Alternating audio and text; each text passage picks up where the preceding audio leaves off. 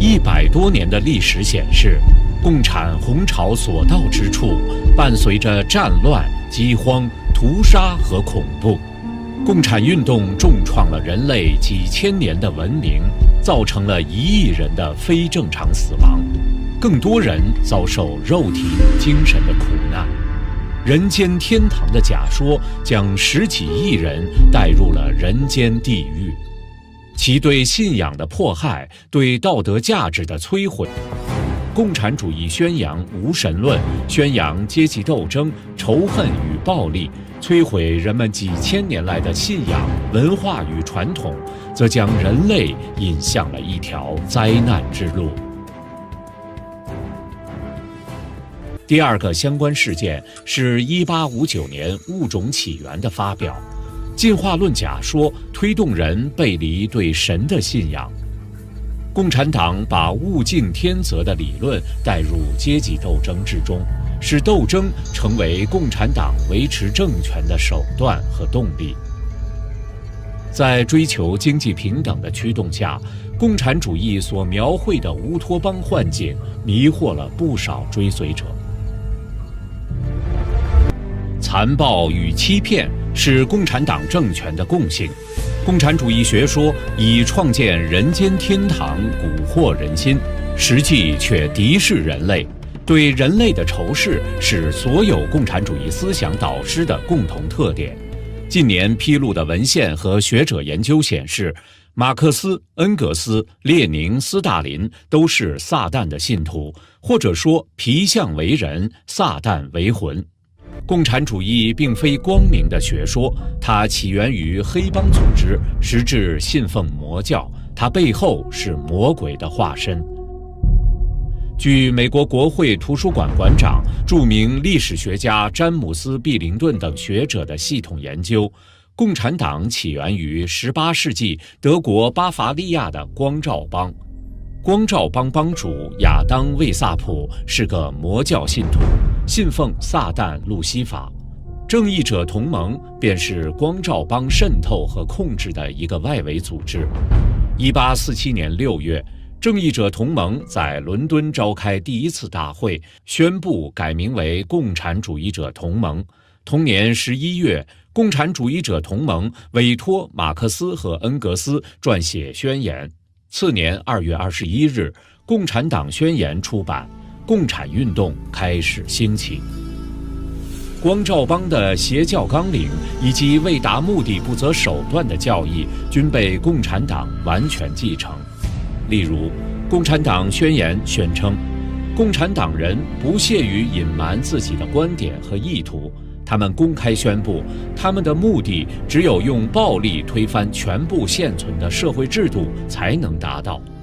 列宁曾说，我们必须使用所有诡计、阴谋、欺瞒、狡诈、非法手段、隐蔽手段，并掩盖真相。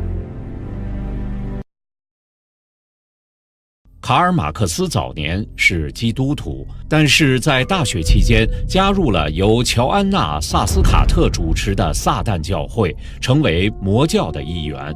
马克思在给父亲的一封信里写道：一层外壳脱落了，我的众圣之圣已被迫离开，新的灵必须来进驻。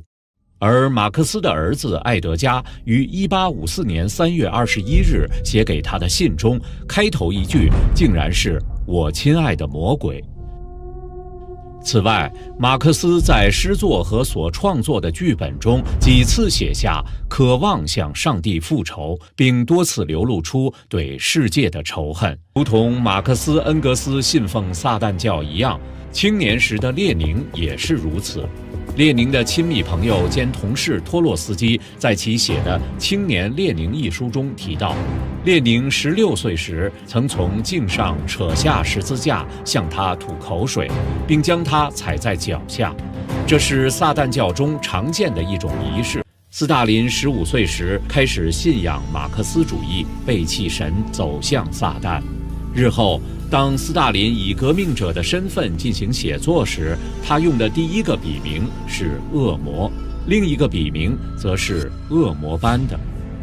1912年，斯大林成为其新的笔名，意思是铁人。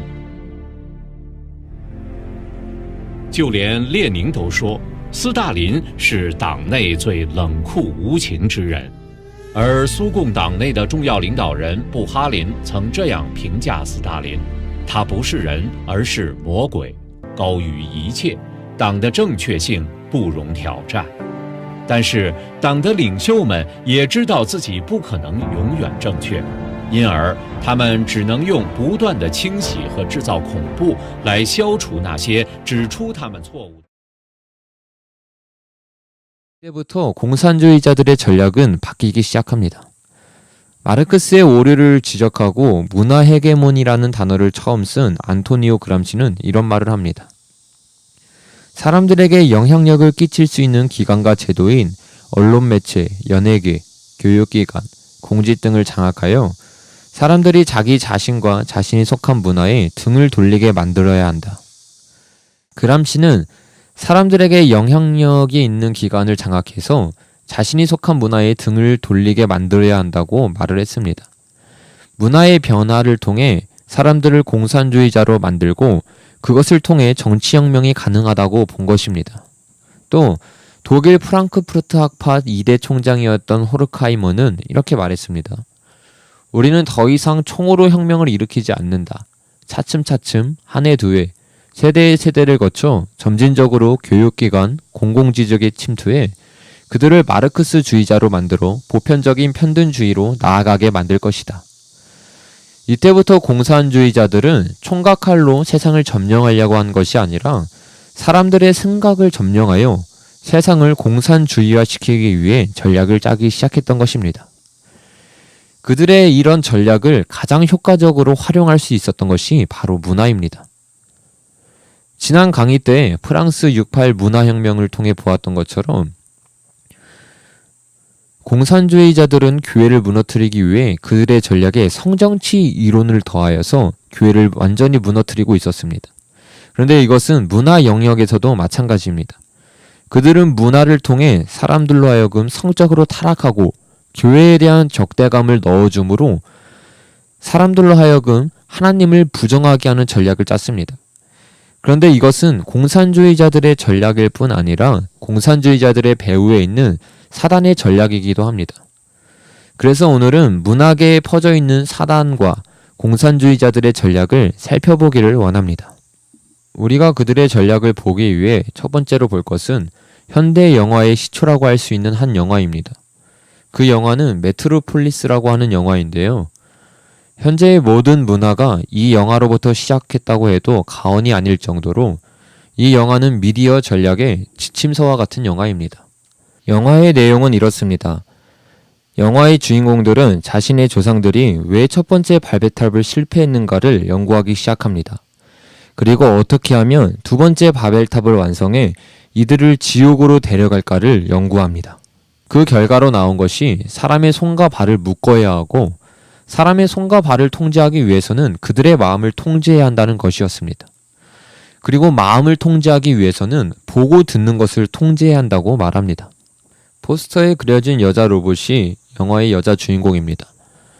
모든 사람의 마음을 빼앗아가는 여신입니다. 이 여신으로부터 몸에 줄이 나오는데 이것이 사람의 마음을 바꾸는 보고 듣는 문화입니다. 이 여신이 만들어내는 문화가 생각으로 들어가 사람의 마음을 훔치는 것입니다. 오른쪽은 영화의 한 장면인데요. 여신이 앉아있고 그의 몸에서 사람의 마음을 사로잡는 생각, 문화가 나오고 박사는 어떻게 사람이 변화될 수 있는가를 연구하고 있는 것입니다. 이 연구를 통해 공부하는 애들을 묶고 일하는 사람, 음악 듣는 사람, TV 보는 사람들을 묶어서 다 지옥으로 끌고 갑니다. 그리고 마귀는 그 지옥의 불구덩이가 시원하다고 거짓말을 하고 사람들은 그 거짓말에 속아서 웃으면서 불구덩이로 들어갑니다. 사단은 이 영화를 통해서 자신의 미디어 전략을 나타냈고 이 영화를 시작으로 대대적인 문화 공격이 시작되었다고 해도 과언이 아닙니다. 뿐만 아니라 이 영화의 영향은 모든 미디어 계열에 퍼져 있는 것을 우리는 확인할 수 있습니다. 위에는 유명한 팝 가수의 의상입니다.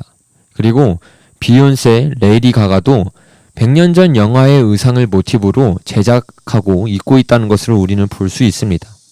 여러분, 이것이 의미하는 것이 무엇입니까? 그들은 사람의 생각에 침투해야 그들을 바꾸고 그들을 조정할 수 있다는 것을 알고 있다는 것입니다. 그래서 그들은 문화를 통해 그들의 생각을 점령하기 시작합니다. 그들은 처음부터 자신의 것들을 강요하지 않고 그들의 무의식에서부터 서서히 그 생각을 넣어주는 작업을 시작합니다.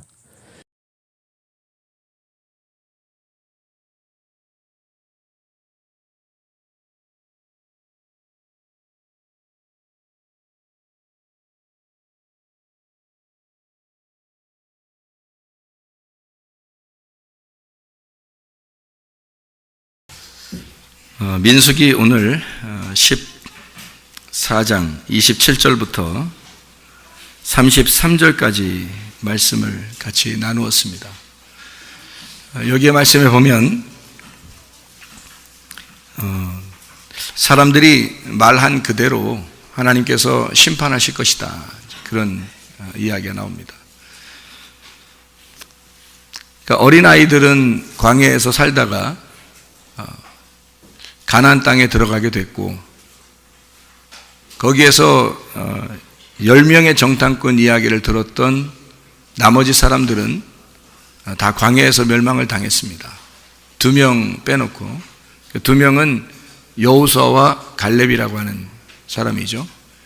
그 2사람 빼놓고는 나머지 다 멸망을 당했습니다. 그러니까 멸망을 당한 사람들이 훨씬 더 많았다는 얘기죠. 그러면은 지금 우리가 이 말씀들이 성경에 있는 10명의 정탐꾼하고 2명의 정탐꾼이 가나안 땅을 보고 와서 보고를 했거든요. 말을 전했단 말이에요. 그러니까 둘 다 말을 전했는데 10명의 정탐꾼은 10 말씀을 의미하는 얘기고 2명의 정탐꾼은 2 말씀을 얘기하는 말이에요. 그러니까 10 말씀이 2 말씀으로 설명이 되어져야 된다, 이런 이야기입니다. 그러니까 10명의 정탐꾼도 2명의 정탐꾼의 이야기를 들었어야 된다는 얘기예요. 그래야 그들도 가나안 땅에 들어갈 수가 있었는데 10명의 정탐꾼은 불행하게도 2명의 정탐꾼의 이야기를 듣지 않았습니다. 자기들의 생각이 옳다고 생각했죠. 그래서 가나안 땅에는 칼이 있다라고 그들은 원망을 하게 됩니다.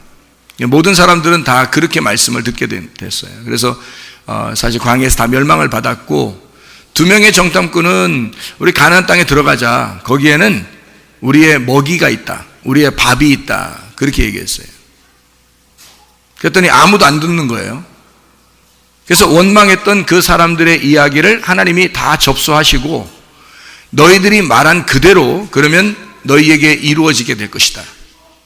너희들이 칼이 있다고 그랬으니까 광야에서 멸망받도록 해주마, 하나님의 말씀입니다. 그러니까 너희들이 생각한 대로, 너희가 말한 대로 그대로 이루어지게 해줄게, 그런 말씀이거든요. 우리가 입을 사용하려면 복된 말들을 하셔야 됩니다, 여러분. 그러니까 입으로 저주된 말, 사망의 말 하면 그대로 이루어져요. 말 한 번 하더라도 말이에요, 복된 말을 하셔야 됩니다. 좋은 말을 하셔야 된단 말이에요. 남편과 아내가 어떻게 말해야 돼요? 한마디 하더라도 좋은 말 하셔야 돼. 부모와 자녀가 뭐 한마디 하더라도 어떻게 말해야 돼요? 좋은 말 해야 돼요. 근데 사망에 저주된 말 하는 사람들이 있단 말이에요. 꼭 말을 할 때 칼 같은 말을 하는 사람들이 있단 말이에요.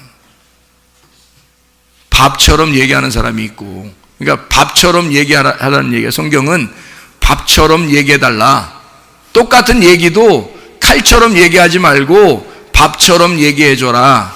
밥을 얘기하고 빵을 얘기해주면 먹고서 양육을 받을 거 아니에요. 점점 자라날 거 아니겠습니까? 그런데 칼을 주면 심판하는 거죠. 죽여버리는 거란 말이에요. 그러니까 10 말씀을 가진 자들, 성경이라고 하는 건요, 어떻게 보면 칼에 대한 이야기입니다. 칼요. 칼이 몇 종류가 있어요? 칼이. 성경에 나와 있는 칼의 종류가 몇 개예요? 2개 종류로 있습니다. 2날 가진 칼이라고 되어 있거든요. 히브리서 4장 12절에 2날 가진 칼이라고 되어 있어요. 이 2날 가진 칼이 한쪽에는 전쟁하는 칼이고 한쪽에는 요리하는 칼이란 말이에요. 그래서 말씀이 다 두 개로 이루어졌다. 하나는 우리를 심판하는 말씀이고 하나는 우리를 구원하는 말씀이다. 성경의 한쪽은 우리를 죽이는 말씀이고 한쪽은 우리를 부활시키는 말씀이다. 이렇게 두 개로 나누어져 있다는 것을 알려주는 말씀이에요. 그게 두 개의 날을 가진 칼이다. 하나의 칼인데 날이 두 개가 있다는 얘기예요. 그렇게. 그러니까 두 개의 날을 가진 하나의 칼을 그 칼로 보면은 죽음과 부활을 같이 볼 수가 있는 거죠. 이거를 빵으로, 밥으로 보면은 요리하는 것으로 보니까 먹는 것이 되는 거죠. 그죠? 그래서 두 개로 볼 거냐, 너희가 이 두 개가 또 하나로 볼 거냐. 여호수아와 갈렙은 두 명이지만 그 둘은 한 마음을 가진 사람들이에요. 하나님의 마음을 가진 사람이란 말이에요. 하나님의 마음을 보면 애굽에서 이스라엘 백성들을 탈출시켜서 광야에 데리고 나왔으면 가나안 땅에 들어가서 너희가 잘 살게 해줄게 라고 하는 게 하나님의 마음이었단 말이에요. 그런데 광야에서 하나님을 못 믿는 거예요. 하나님 그런 하나님임을 안 믿는 거예요. 하나님이 그렇게 해주실 거라고 안 믿는 거예요. 그래서 우리를 여기까지 데리고 나와서 광야에 데리고 나와서 가나안 땅에 들어가기 위해서 우리를 죽이려고 준비시켜 놨냐, 칼을 준비시켜 놨냐, 이렇게 얘기하는 거예요. 하나님 입장에서 얼마나 당황스럽겠습니까? 하나님은 이 사람들을 잘 살게 해주려고 나오게 했는데, 아니 세상에 하나님을 어떻게 생각하냐면 우리한테 이런 거 좋은 걸 주려고 하는 하나님이 아닌가 봐, 우리를 죽이려고 하는 하나님인가 봐 라고 생각을 한 거예요. 그러니까 완전 반대로 생각한 거죠. 그러니까 여호수아와 갈렙이 거기에 마음에 아주 답답한 마음을 가지고 옷을 찢습니다. 그리고 속에 있는 가슴을 드러내요. 하나님의 가슴을 좀 알으란 얘기입니다. 하나님의 가슴에는 하나님의 사랑이 있으니까 너희들 하나님의 사랑을 몰라서 그래. 저 속에 가게 되면 저들은 무섭게 보이는 게 아니라 우리의 밥이야. 밥덩어리가 좀 큰 거야. 이렇게 이야기를 한 거예요. 전혀 반대 얘기를 한 거죠. 10명의 정탐꾼은 칼의 이야기를 했고 2명의 정탐꾼은 밥의 이야기를 했으니까 칼이 곧 밥인 거죠. 이 사람들한테는. 근데 그 사람들한테는 칼과 밥이 전혀 다르게 보이는 거예요. 근데 여호수아와 갈렙은 저들이 말하는 칼이 그게 곧 밥이야 라는 얘기예요. 그러니까 칼과 밥을 같이 본 거예요. 그게 짝이니까. 성경에 짝이 다 나와요. 성경에 짝이. 남자 여자가 짝이에요. 하늘과 땅이 짝이고 육체와 영혼이 짝입니다. 육체와 말씀. 그래서 말씀이 육체로 임했다, 예수님을 말하는 거거든요. 이 두 개가 합쳐지면 예수님이 되는 거예요. 짝을 이루었다, 그런 말이거든요. 그러니까 이렇게 두 개가 하나의 짝을 이루면 한 부부가 돼요. 우림과 둠밈처럼. 우림과 둠밈이라고 하는 게, 우림이 빛들이라는 얘기고 둠밈이라는 말이 완전한이라는 말이에요. 그래서 우림과 둠밈을 가슴에, 흉패에 두라는 얘기인데, 판결 흉패에 이거를 두 개가 합쳐지면 완전한 빛이 되는 겁니다. 이 두 개가 합쳐지는 거예요. 여러분, 남자 여자가 다 나누어져 있었어요. 그런데 결혼할 때 어떻게 돼요? 하나로 합쳐지죠? 그럼 완전한 빛이 되는 거예요. 둘이 합쳐지면. 그러니까 부부가 처음에 남자 여자로 몰랐는데 신랑과 신부가 돼서 한 부부가 되니까 하나가 되는 거예요. 이렇게. 그래서 이걸 완전하다 이렇게 얘기하는 거거든요. 둘로 나누어졌는데 이게 하나로 되었다, 이걸 완전하다 그렇게 말하는 거예요. 선악과는 어떻게 되어 있나요? 선악과? 나무는 나무인데 선악과가 두 개로 나누어진 나무예요. 선과 악으로 나누어진 나무. 생명나무는요, 이 두 개가 나누어지지 않고 두 개가 합쳐져서 하나인 생명이 되었다, 생명나무가 되는 거예요. 그러니까 생명나무와 선악과는 같은 거죠. 그러니까 생명나무 입장에서 보면 선악과도 생명나무였던 거고, 선악과 입장에서 보면 생명나무는 전혀 선악과가 아닌 거예요. 선악과 입장에서 보면 완전히 나누어진 나무니까. 그런데 생명나무 입장에서 보면 선악과가 완전히 생명나무예요. 그러니까 엄청 하나가 된 거죠. 하늘나라에서 보면은 이 땅과 하늘이 하나인 거고, 땅에서 보면 하늘하고 땅은 전혀 하늘과 땅 차이예요. 남자 여자가 전혀 서로가 너무 몰라도 너무 몰라. 그래 달라도 너무 달라, 남자 여자가요. 그런데 결혼하고서 둘이 하나가 되면 이제 좀 맛이 알아가는 거예요. 그리고 이제 알았다 그러면 이제 죽어요. 그게 이제 죽는 날이야. 그러니까 죽음으로써 아는 거예요, 비로소. 죽음으로써 알게 된다. 그러니까 죽음으로써 눈이 떠지는 거죠. 죽음으로써 부활하는 거와 같은 거죠. 그러니까 죽음과 부활이 같은 거예요. 우리가 여기서 죽으면 바로 부활하잖아요. 그죠? 우리가 죽으면 바로 영혼이 부활하잖아요. 그러니까 이게 죽음이 곧 부활인 거예요. 그러니까 부활의 나라에서 볼 때는 죽음이라고 하는 게 너 부활하러 오는구나 이렇게 보는 거고, 부활의 나라에서는 이쪽 죽음의 나라에서 볼 때는 너 죽으러 가는구나 이렇게 보는 거고요.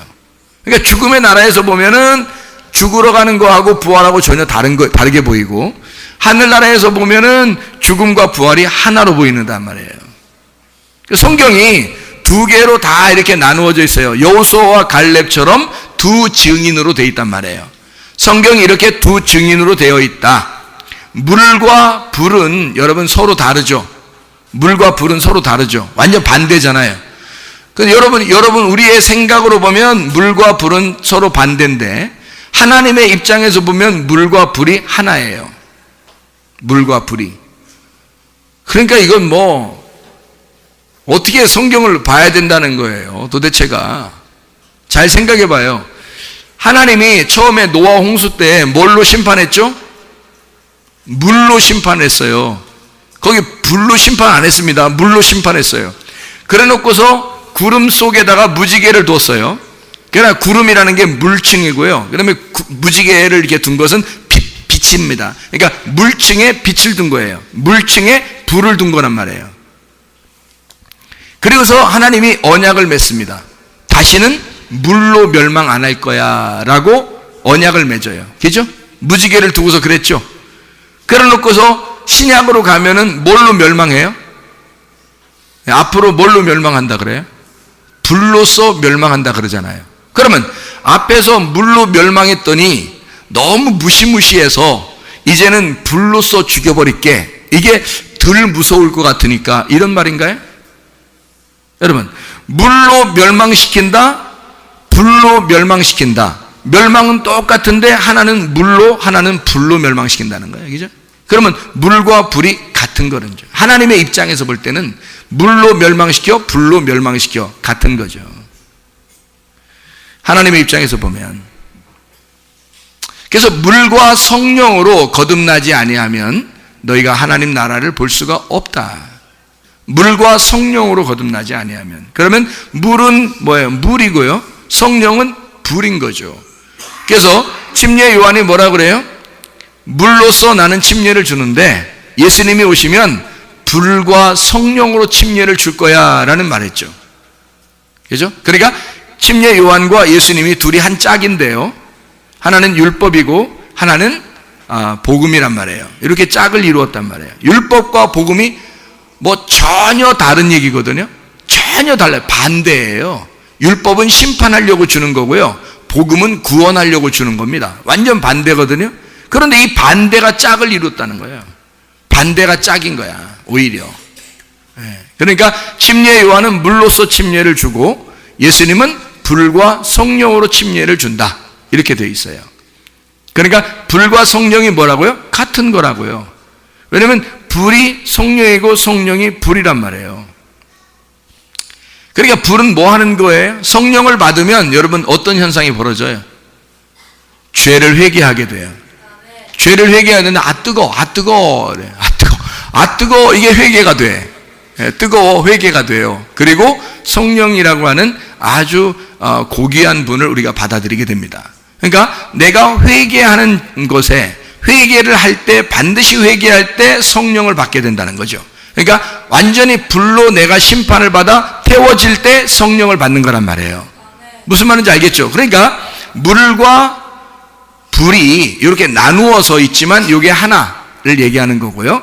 그리고 물과 성령 이렇게 나누어서 이야기하는 것 같지만 이게 하나인 걸 얘기하는 거라는 거죠. 그래서 예수님이 이 땅에 사역하게 될 때 물로서 침례를 받습니다. 물에 들어갔다가 나오게 되죠. 그때 하나님 아버지가 하늘을 찢고 나와서 얘기를 해요. 이는 내 사랑하는 아들이요 내 기뻐하는 자라고 이렇게 얘기를 합니다. 성령이 비둘기처럼 내려서 얘기를 하는 거죠. 예수님의 그 죽음과 부활이 있는 곳에 하나님의 음성이 내려오는 거죠. 하나님이 함께 하신다 그 말입니다. 자, 성경은 그러니까 다 뭘로 되어 있다고요? 성경은 둘로 되어 있다. 둘로 되어 있는 거를 여러분이 아셔야 된다는 거죠. 그거를 모르면 성경이 이해가 안 되고, 이해가 안 되니까 세상 돌아가는 게 이해가 안 되는 거예요. 여러분, 세상 돌아가는 건 다 이 안에 있소이다. 누가 그랬다? 내 손 안에 있소이다 그러잖아요. 누가 그랬다는데? 내 손 안에 있소이다 그러잖아요. 이 안에 다 있소이다. 이 세상 돌아가는 건 다 이 안에 있소이다 이 말이에요.